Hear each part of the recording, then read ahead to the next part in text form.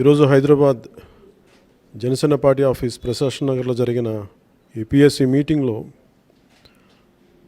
ముఖ్యంగా రాష్ట్రం ప్రభుత్వం తీరుతెన్నుల మీద చాలా కూలంకషంగా చర్చలు జరిగినాయి. వైసీపీ ప్రభుత్వం వచ్చినప్పటి నుంచి ఇసుక విధానం చాలా విపత్కరమైన పరిస్థితులు తీసుకొచ్చింది. దాదాపు 35 లక్షల మంది భవన నిర్మాణ కార్మికులు ప్రత్యక్షంగా పరోక్షంగా రోడ్ల మీద పడిపోయారు.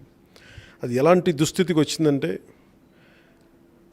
కష్టపడి పనిచేసే ఒక బేల్దారి మేస్త్రి లాంటి వ్యక్తి కూడా నిన్న ఏటీఎం విషయంలో చూస్తే ఆయన ఏటీఎంలో డబ్బులు తీస్తా దొరికిపోతే, ఎందుకు తీసామంటే నేను బేల్దారి మేస్త్రిని, నాకు పని లేదు, అందువల్ల నేను తప్పట్లేదు అనేది. అంటే కష్టపడి పని, వాళ్ళ ఇసుక విధానం ఎలా ఉందంటే కష్టపడి పని చేసుకునే వాళ్ళు కూడా దొంగలుగా మార్చే పరిస్థితికి తీసుకొచ్చేసారు.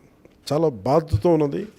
అలాగే నేను మొన్న మధ్యన వెస్ట్ గోదావరి భీమవరం వెళ్తున్నప్పుడు మొట్టమొదటిగా నాకు సిద్ధాంతం దగ్గర ఉన్న భవన నిర్మాణ కార్మికులు, ఇసుక సంబంధించిన కార్మికులు అందరూ నా దగ్గరికి వచ్చి, మాకు సిద్ధాంతం ఇసుక రీచ్లు మాకు సమస్యలు ఉన్నాయి, మా గురించి మాట్లాడని చెప్తే నేను ఆ రోజు దాన్ని దృష్టి పెట్టాం, మాట్లాడుతూనే ఉన్నాం.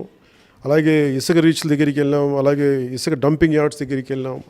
రేట్ల తాలూకు అవకతవకలు, అసలు ఇసుక మాఫియాని తెలుగుదేశం పార్టీ తీసుకొచ్చిన విధానం, అది వారిని పరాజయానికి అది చాలా మూల కారణమైంది.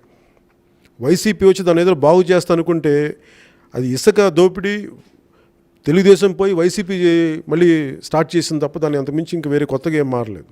దీంట్లో ఎన్ని లక్షల మంది వలసలు వెళ్ళిపోతున్నారంటే కార్మికులు, ముఖ్యంగా భవన నిర్మాణ కార్మికులంతా ఉత్తరాంధ్ర నుంచి మిగతా ప్రాంతాల నుంచి ఉంటారు. ఆ వలసలు వెళ్ళిపోవటం ఇవన్నీ చాలా బాధ కలిగించిన రిపీటెడ్గా నివేదికలు అందుతూ ఉన్నాయి మాకు. అందుకని వీటన్నిటిని దృష్టిలో పెట్టుకొని వచ్చే నెల 3-4 తారీఖుల్లో వైజాగ్లో భవన నిర్మాణ కార్మికులకు మద్దతుగా మేము ఒక ప్రొటెస్ట్ చేయబోతా ఉన్నాం, వారికి మద్దతుగా. దీనికి ఈ సబ్ కమిటీకి తోట చంద్రశేఖర్ గారి నేతృత్వంలో మిగతా పిఎస్సి సభ్యులు ఆ రోజున కవాతుకి ఎవరైతే మద్దతుగా ఉన్నారో వాళ్ళందరూ కూడా దీంట్లో భాగస్వామ్యం పంచుకోవాల్సిందిగా, మీ సహకారాలు అందించవలసిందిగా. ఎందుకంటే భవన నిర్మాణ కార్మికులకు అండగా మన జనసేన పార్టీ ఉంది. వారి కన్నీళ్లు తుడుస్తాం, వారి ఆవేదనని ప్రజలకు తెలియజేస్తాం. ఈ ప్రభుత్వాన్ని ఖచ్చితంగా దీన్ని నిలదీసి వారికి న్యాయం జరిగే వరకు మేము పోరాటం చేస్తాం. దాంట్లో మొదటి భాగంగా ఈ రోజున వచ్చే నెల 3-4 తారీఖుల్లో వైజాగ్లో మేము ఉద్యమ స్ఫూర్తితోటి ఒక ప్రొటెస్ట్ యాత్ర తీసుకుపోతున్నాం, ఒక లాంగ్ మార్చ్. ఇది ఈ లాంగ్ మార్చ్కి అందరూ సహాయ సహకారాలు అందించవలసిందిగా నేను మీ ముందుకు వస్తామని ఈ ప్రొటెస్ట్ నేనే ముందుండి నడిపిస్తాను.